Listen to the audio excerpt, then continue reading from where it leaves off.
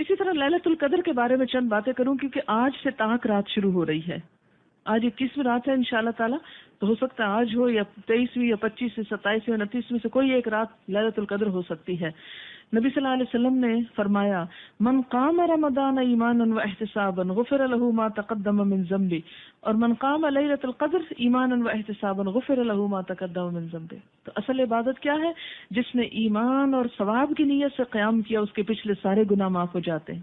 تو اس میں اصل چیز ہے نوافل پڑھنا، قیام کرنا، لیکن اس کے علاوہ کوئی اور ذکر، وظیفہ، قرآن ترجمے سے پڑھنا یا کوئی اور چیز جو بھی نیکی کا کام ہو وہ آپ کر سکتے ہیں. لیلۃ القدر کی سعادت سے محروم رہنے والا بہت بد نصیب ہے. حضرت انس بن مالک سے روایت ہے کہ رمضان آیا تو نبی صلی اللہ علیہ وسلم نے فرمایا یہ جو مہینہ تم پر آیا اس میں ایک ایسی رات ہے 1000 مہینوں سے بہتر، جو اس کی سعادت سے محروم رہا وہ ہر بھلائی سے محروم رہا. فرمایا لیلۃ القدر کی سعادت سے صرف بد نصیب ہی محروم کیا جاتا ہے کہ وہ اس دن کوئی نیکی نہیں کرتا. لیلۃ القدر رمضان کے آخری عشرے کی طاق راتوں میں تلاش کرنی چاہیے. نبی صلی اللہ علیہ وسلم نے فرمایا رمضان کے آخری عشرے کی طاق راتوں میں لیلۃ القدر تلاش کرو، اور ان دنوں میں آخری عشرے میں ویسے بھی عبادت زیادہ کرنی چاہیے اور اپنے اہل و عیال کو بھی اس کی تلقین کرنی چاہیے. حضرت عائشہ فرماتی ہے کہ نبی صلی اللہ علیہ وسلم رمضان کے آخری عشرے میں باقی دنوں کی نسبت عبادت میں بہت زیادہ کوشش کرتے تھے، بہت تھکتے تھے اس میں. حضرت عائشہ فرماتی ہے کہ جب رمضان کے آخری 10 دن شروع ہوتے تو نبی صلی اللہ علیہ وسلم عبادت کے لیے کمر بستہ ہوتے، راتوں کو جاگتے اور اپنے اہل و عیال کو بھی جگاتے. پوری رات جاگنا ضروری نہیں ہے، تھوڑی سی رات بھی، یعنی آدھی رات یا نصفہ او انقص منہ او زد علیہ، جو آپ چاہیں کر لیں.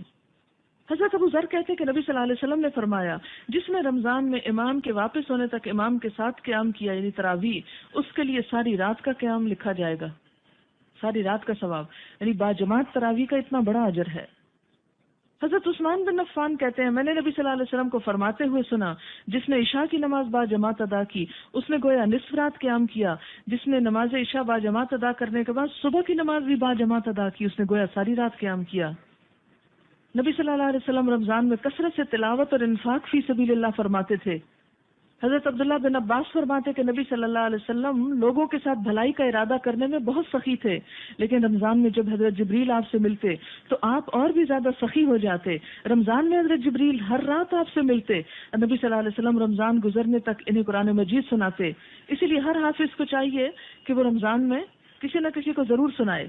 جب جبریل علیہ السلام آپ سے ملتے تو آپ کی سخاوت تیز ہواؤں سے بھی زیادہ بڑھ جاتی، کیونکہ اچھی کمپنی میں انسان کا نیکی کو زیادہ دل چاہتا ہے. اس لیے لیلۃ القدر میں یہ دعا پڑھنی چاہیے اللہم انک عفو، پڑھیے ذرا اللہم انک عفو